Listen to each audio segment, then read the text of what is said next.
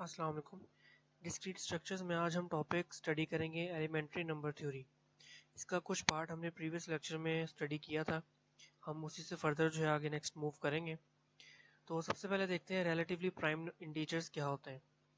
Two integers a and b are relatively prime if GCD a of b and b is equal to 1। दो numbers कोई भी दो integers a और b को हम relatively prime तब बोलेंगे जब उन दोनों नंबर्स का GCD यानी ग्रेटेस्ट कॉमन डिवाइजर 1 के बराबर होगा। और ये GCD क्या होता है ये प्रीवियस लेक्चर में हम स्टडी कर चुके हैं।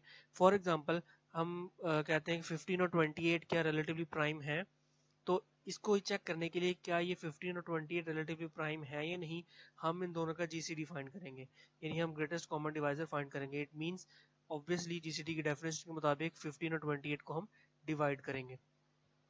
तो अगर हम डिवाइड करते हैं तो हमें आउटपुट जो है 1 मिलती है। That means these numbers are relatively prime. इसी तरह 55 और 28 भी रिलेटिवली प्राइम है क्योंकि उनकी भी जीसीडी 1 आती है, और 35 और 28 रिलेटिवली प्राइम नहीं है क्योंकि उनकी जीसीडी 7 आ रही है। डेफिनेशन क्या है इस रिलेटिवली प्राइम इंटीजर्स की।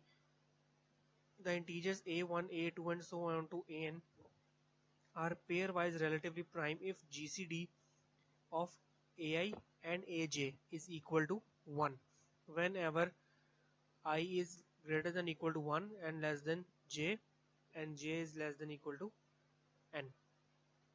इंटीजर्स कोई भी सीरीज a1 से लेके n तक उनमें उन इंटीजर्स को हम पेयर वाइज रिलेटिवली प्राइम तब बोलेंगे जब उनका जीसीडी हम फाइंड करेंगे ai का और aj का 1 हो। और वो यहाँ पर i और j क्या है, i जो है वो ग्रेटर देन इक्वल टू 1 होगा, लेकिन लेस देन j होगा, और j less than equal to n होगा। इन अदर वर्ड्स हम सिंपली कह सकते हैं कि the numbers a b c d are said to be pair wise relatively prime if any two distinct numbers in the list are relatively prime. कोई भी numbers A B C D whatever उन्हें हम pair wise relatively prime तब बोलेंगे जब उन तमाम numbers में से या पूरी लिस्ट में से कोई से दो डिस्टिंक्ट नंबर्स रिलेटिवली प्राइम होते हों। फॉर एग्जांपल हमारे पास तीन नंबर्स हैं 15, 17 और 27, और हमने ये फाइंड आउट करना है क्या ये पेयर वाइज रिलेटिवली प्राइम है या नहीं। तो इसके लिए हम क्या करेंगे, इसके लिए हम इन तीनों का जीसीडी फाइंड करेंगे। तो हम 15 और 17 का पहले जीसीडी फाइंड करेंगे। 15 और 17 का जीसीडी 1 होता है, तो ये तो सही है यहाँ तक। लेकिन अगर हम 15 का 27 के साथ जीसीडी फाइंड करेंगे तो वो 1 नहीं होता, वो 3 आता है। इस वजह से जीसीडी ये तीनों नंबर्स जो है वो पेयर वाइज रिलेटिवली प्राइम नहीं है, क्योंकि इनमें से एक पेयर 15 और 27 इनका जीसीडी 1 नहीं आता। हमें तमाम पेयर्स का जीसीडी 1 चाहिए। जैसे फॉर एग्जांपल 15, 17 और 28 नंबर्स हैं, क्या ये पेयर वाइज रिलेटिव प्राइम है? ये है। क्यों? क्योंकि अगर मैं 15 और 17 का पेयर बना के जीसीडी लूँ उनका, और 15 और 28 का जीसीडी फाइंड करूँ पेयर बना के, या 17 और 28 जितने पॉसिबल पेयर्स हैं तीनों के, तो तीनों पेयर्स का जीसीडी जो है वो 1 के इक्वल आ रहा है, और यही हमारी रिक्वायरमेंट है, डेफिनेशन है। और इसीलिए ये तीनों नंबर्स जो है वो पेयर वाइज रिलेटिवली प्राइम है। आपका टास्क यहाँ पर ये है कि आपने ये लिस्ट दी हुई है, आपने इसमें से maximal pair wise relative prime subset find करना है, यानी कि इनके पेयर्स बनाने हैं, और पेयर्स बना के जितने पेयर्स का क्या उसको कहते हैं जीसीडी 1 आता है वो आपने फाइंड आउट करें, जिस तरह यहाँ प्रीवियस एग्जांपल में मैंने फाइंड आउट किए। नेक्स्ट टॉपिक है least common multiples. The least common multiple of the positive integers a and b is the smallest positive integer that is divisible by both a and b। Least common multiple LCM है basically, जो हम maths में भी करते हैं। तो by definition ये क्या चीज़ होती है, किसी भी दो पॉजिटिव इंटीजर्स a और b का लीस्ट कॉमन मल्टीपल क्या होगा? It is the smallest positive integer that is divisible by both a and b। a और b पर जितने डिविजिबल्स बनते हैं, जितने मल्टीपल्स बनते हैं, उन सब में से जो स्मॉलेस्ट पॉजिटिव इंटीजर होगा वो लीस्ट कॉमन मल्टीपल होगा किसका? a और b का। We denote the least common multiple of a and b by LCM of a and b। Example 3 और 7 का LCM अगर हम लें तो 21 आता है, 4 और 6 का ले LCM तो 12 आता है, और 5 और 10 का LCM ले तो हम 10 आता है। सिंपली LCM लिया। Least common multiples using prime factorization. अगर हम प्राइम फैक्टराइजेशन के थ्रू इसे फाइंड आउट करें तो प्राइम फैक्टराइजेशन की जनरल फॉर्म कुछ यूँ है कि a is equal to p1 a of 1 and p2 a of 2 so on to pn a of n। इसी तरह b नंबर है, इंटीजर है, where p1 is less than p2 and less than so on to pn। इसी तरह ए आई और B I जो belongs करते हैं नेचुरल नंबर से, और आई जो है वो ग्रेटर देन इक्वल टू 1 होगा और less than equal to n होगा। तो एलसीएम हम ए और बी का ये दो अगर ए और बी नंबर्स है हमारे पास, कोई भी दो नंबर्स और उसके प्राइम फैक्टर्स बने हुए हैं, तो उसका एलसीएम हम किस तरह फाइंड करेंगे? P1 of maximum A1 B1 and P2 of maximum A2 B2 Pn of maximum An Bn। ये बाय डेफिनेशन इसको इस तरह से हम देखते हैं। एग्जांपल इसकी देखेंगे ज़्यादा क्लियरली हमें समझ आएगा। लेट्स सपोज ए हमारे पास नंबर है 60 और बी है 54, तो दोनों के हम प्राइम फैक्टर्स बनाते हैं। 60 का प्राइम फैक्टर जो है वो 2 3 5। अब ये प्राइम फैक्टर्स किस तरह फाइंड किए हैं? हमने सिंपली एलसीएम लिया, 60 को डिवाइड किया। एलसीएम लेना आप सबको आता है, वो मैं डिटेल में एक्सप्लेन नहीं करूंगा। सिंपली एलसीएम 60 का जब आप एलसीएम लेते हैं तो पहले हम 2 पे डिवाइड करते हैं उसे, वो दोबारा 2 पे डिवाइड होता है, दो दफ़ा 2 पे डिवाइड होने के बाद फिर वो 3 पे एक दफ़ा डिवाइड होता है, फिर 5 पे एक दफ़ा डिवाइड होता है, और इसके बाद पूरा पूरा डिवाइड हो जाता है। 60 का एलसीएम अगर आप लें तो ये होता है। तो मैंने उसी को 2 चूंकि 2 टाइम्स था तो मैंने 2 पावर 2 लिख दिया, इसमें 3 1 टाइम था तो मैंने 3 पावर 1 लिख दिया, और 5 भी 1 टाइम्स था तो मैंने 5 पावर 1 लिख दिया। सिमिलरली मैंने 54 का भी एलसीएम लिया और उसके प्राइम फैक्टर्स मुझे मिल गए। अब हमने एलसीएम इस वाली इक्वेशन को मद्देनजर रख के हमने ये वाली इक्वेशन लिखी है एलसीएम ए ऑफ बी।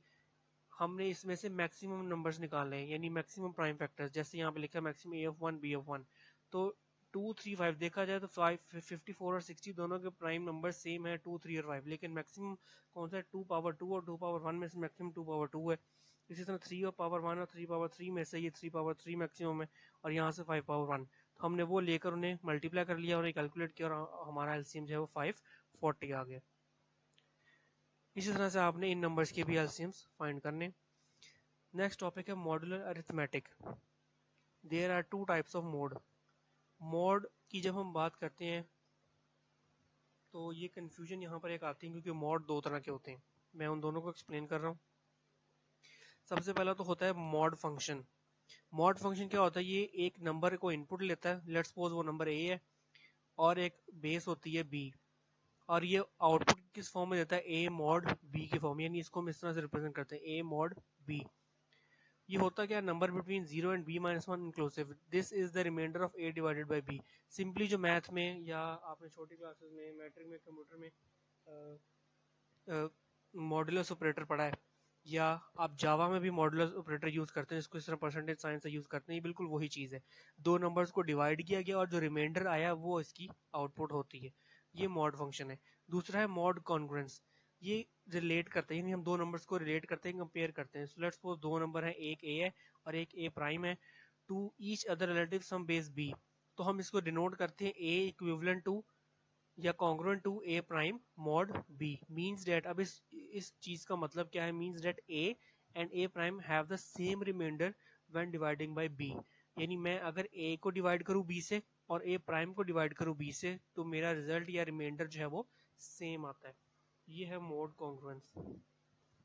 तो इन्हीं दोनों को हम एक्सप्लेन करते हैं। सबसे पहले सिंपली मॉड फंक्शन को देखते हैं। Let a be an integer and m be a positive integer. We denote by a mod m and the remainder when a is divided by m। तो सिंपली मॉड की जो हमने बात की वो उसको हमने डिनोट किया। लेट्स सपोज a एक इंटीजर है और m जो एक पॉजिटिव इंटीजर है, और उनका हम मॉड ले रहे हैं, तो that means a mod m। तो इसका मतलब ये कि मैंने a को m पे डिवाइड किया है। फॉर एग्जांपल 9 mod 4, 9 को अगर मैं 4 पे डिवाइड करूँ तो रिमाइंडर 1 बचता है। बेशक आप करके देख लें। तो ये 9 mod 4 की आउटपुट 1 है। इसी तरह 9 को मैं डिवाइड करूँ अगर 3 पे तो रिमाइंडर 0 बचता है। 9 को मैं 10 पे डिवाइड करूँ तो रिमाइंडर 9 बचता है।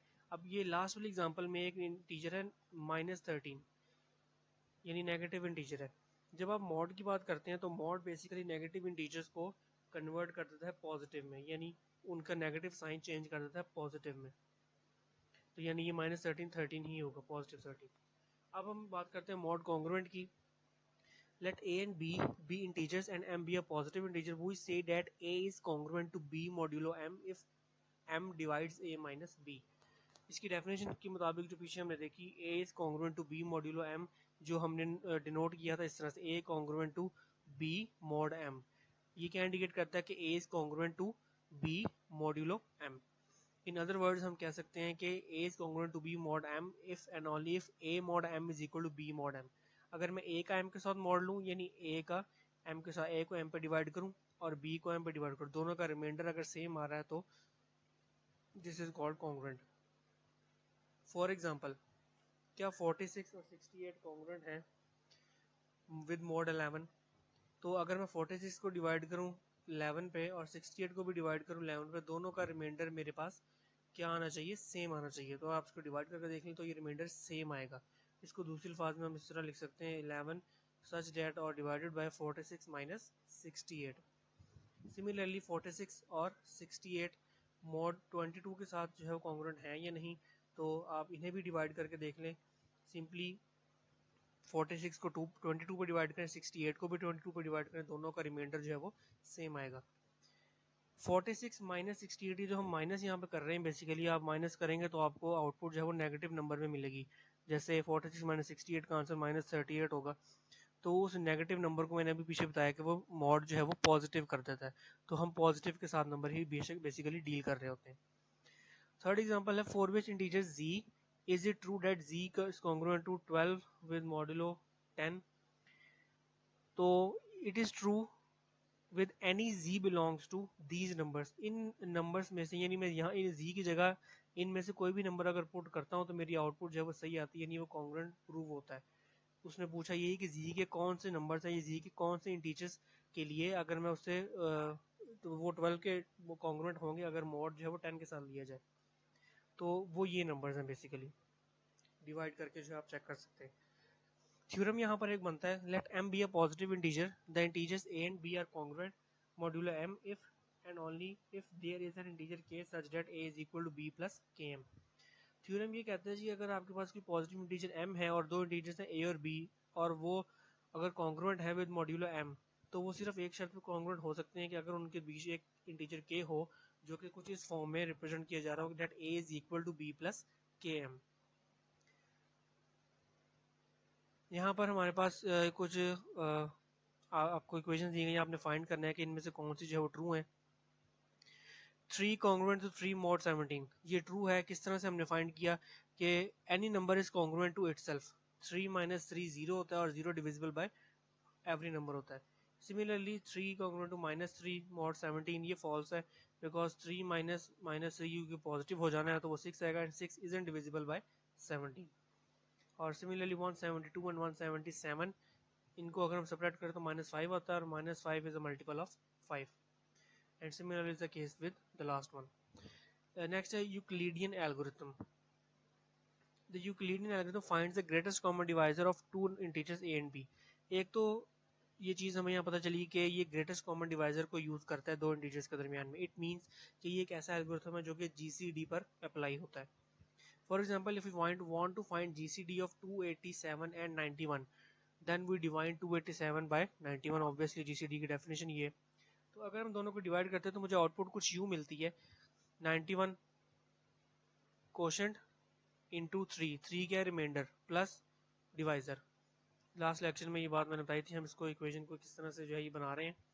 We know that for integers A B and C, और फिर हमें ये भी पता है कि अगर मैं a को b पे डिवाइड करूं और a को c पे डिवाइड करूं तो a जो है वो b प्लस c पर भी डिवाइड होगा। ये भी हमने लास्ट प्रीवियस लेक्चर में प्रूव किया था।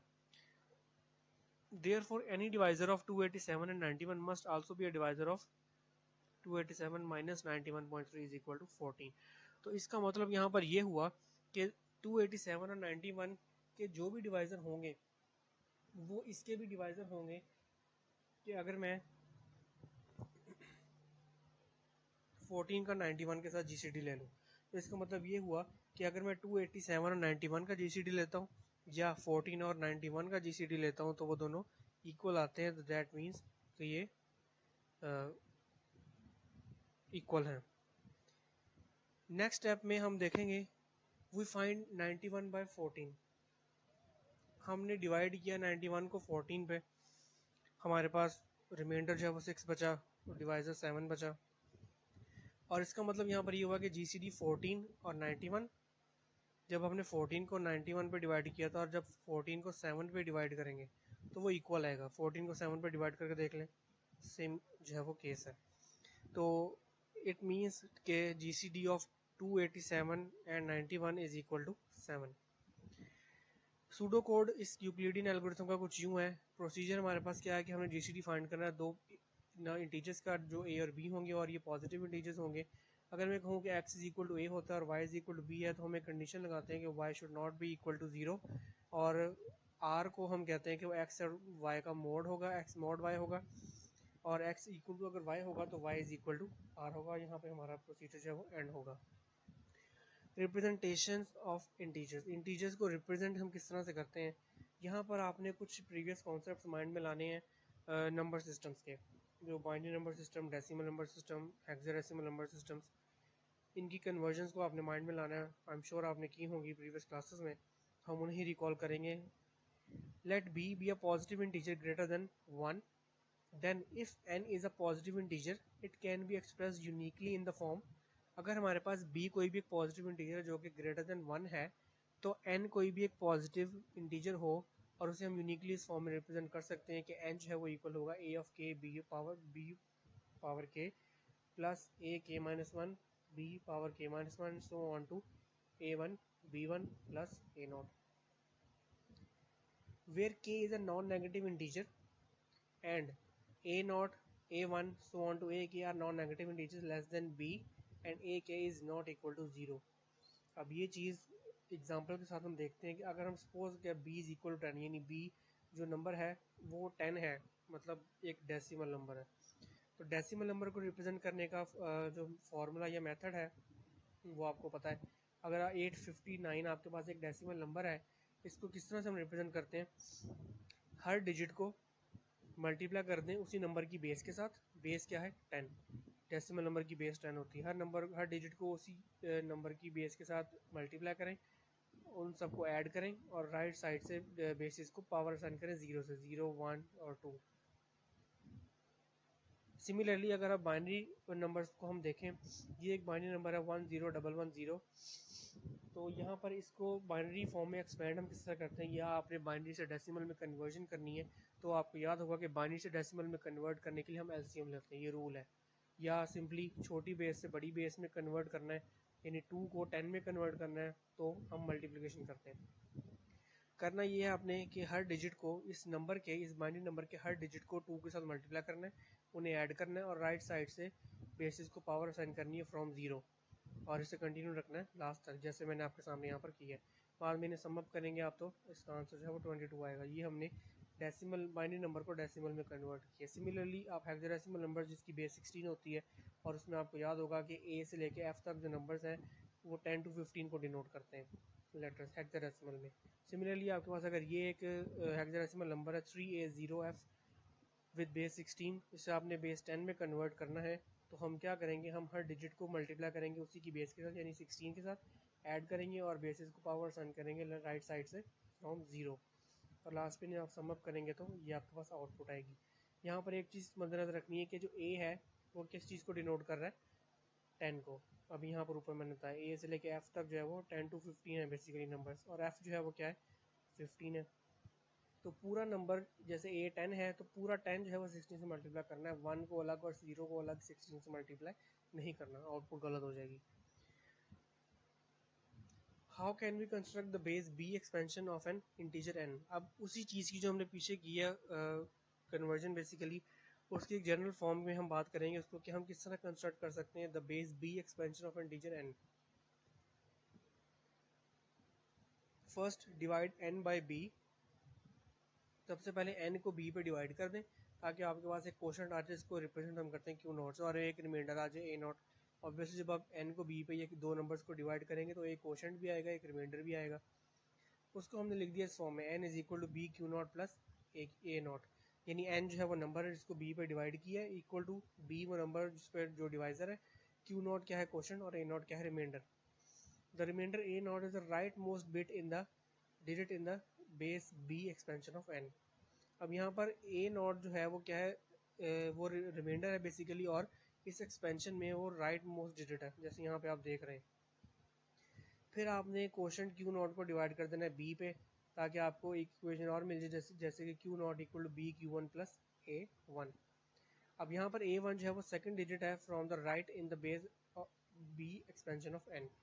Continue this process until you obtain a quotient equal to 0। और इस प्रोसेस को आपने तब तक कंटिन्यू रखना है जब तक आपके पास आउटपुट जो है वो क्वोशंट इक्वल टू 0 नहीं आ जाती। एग्जांपल के साथ इसे समझते हैं।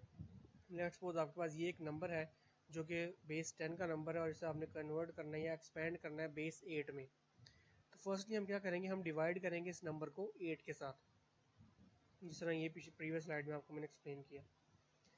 तो जब आप इस नंबर को 8 पे डिवाइड करेंगे तो आप देख रहे हैं कि आपके पास जो है वो रिमाइंडर कुछ ये आएगा 1543 और डिवाइजर जो है वो 1 आएगा। यानी अगर आप सिंपली क्या किया, मैंने एलसीएम लिया, यानी एलसीएम जो हम बाइनरी को डेसिमल में कन्वर्ट करने वाला जो एलसीएम लेते हैं ना, मैंने वो लिया 1 2 3 4 5 ये नंबर को मैंने अंदर रखा और बाहर मैंने 8 के साथ उसका एलसीएम ले लिया, जिसमें मेरे पास ये जो है वो रिमाइंडर्स बचे।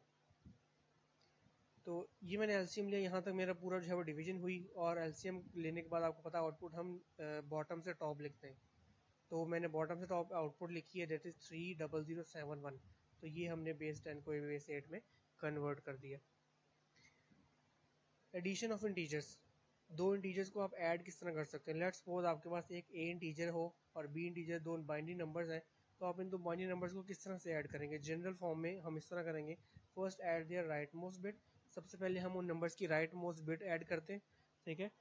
अगर आप इसको माइंड में लाएं तो हम पुरानी क्लासेस में या प्रीवियसली हम इन्हें दो नंबर्स को ऐड किस तरह करते थे, एक बाइनरी नंबर ऊपर रखा एक नीचे रखा और दोनों को ऐड करना शुरू किया राइट साइड से। तो उनकी राइट मोस्ट बिट्स हम सबसे पहले ऐड करते हैं, जो हमारे पास कुछ जनरल फॉर्म में कुछ इस तरह से जो है वो आती हैं, जिसमें ये सी नॉट क्या है, बेसिकली ये कैरी है, और एस नॉट ये सम वाली बिट है। यानी अगर मैंने 1 + 1 किया तो बाइनरी में 1 + 1 2 होता है, और 2 नंबर्स को मैं कन्वर्ट करूंगा बाइनरी नंबर में, जो कि आता है मेरे पास 10 1 और 0। तो 0 को मैं नीचे लिखता हूँ और 1 ऊपर कैरी जाता है, तो 1 कैरी बिट हुई यानी सी नॉट हुआ, और एस नॉट क्या हुआ, 0, जो मैंने नीचे लिखा है। अगर आगे इसे एक्सप्लेन करता हूँ तो ये उसकी जनरल फॉर्म है यहाँ पे लिखी हुई है। एग्जाम्पल हम देखते हैं, ये आपके पास एक नंबर ए है 1110 और बी नंबर है 1011। ये आपने इनको जो है ऐड किया है, इन दो बाइनरी नंबर्स को। मैंने राइट मोस्ट बिट ऐड करनी है सबसे पहले, राइट मोस्ट बिट, इसकी राइट मोस्ट बिट 0 है और इसकी 1 है, 0 + 1। तो मैंने इन दोनों को यहाँ पे ऐड कर दिया। अब आगे देखें, ऐड करने के बाद आउटपुट मेरी क्या आनी चाहिए, कैरी बिट और मल्टीप्लाई बाय 2 और आगे सम बिट। तो ये कैरी बिट मल्टीप्लाई बाय 2 और ये सम बिट। तो यहाँ पर मेरे पास कैरी बिट 0 हुई, सम बिट 1 हुई। सिमिलरली लास्ट तक जाएं और ये हमारे पास आउटपुट आएगी 1110001। हम ह्यूमंस एडिशन इस तरह से करते हैं बेसिकली। सिंपली दो डेसिमल नंबर्स को ऐड करना हो तो हम राइट साइड से ऐड करते हैं, 3 + 2 5, 8 + 3 11, 1 इधर लिखा और 1 ऊपर कैरी अगले नंबर पे। तो ये जो है वो कैरी बिट है और ये नीचे लिखी है ये सम बिट है। सिमिलरली हम बाइनरी नंबर्स की बात कर रहे हैं तो बाइनरी एक्सपेंशन भी देख लेते हैं। ये दो बाइनरी नंबर्स है 1 + 0 1, 1 + 1 अब होता है 2, और 2 मैं यहाँ ऐसे एज इट इज़ नहीं लिख सकता क्योंकि बाइनरी नंबर में दो नंबर होते हैं सिर्फ 0 और 1। तो 2 को मैंने कन्वर्ट किया बाइनरी में, यानी उसको उसकी एसकेल्शियम लिया मैंने 2 के साथ, तो मेरे पास नंबर आया 1 और 0 यानी कि 10। तो मैंने 0 नीचे लिखा और 1 ऊपर कैरी। तो ये 1 जो है वो कैरी बिट है यानी कि सी नॉट, और 0 जो मैंने नीचे लिखा है वो है सम बिट एस नॉट। सिमिलरली ये कंटिन्यू रखें इस प्रोसेस को, तो इसी फॉर्म को हमने इस तरह भी जो है वो लिख सकते हैं।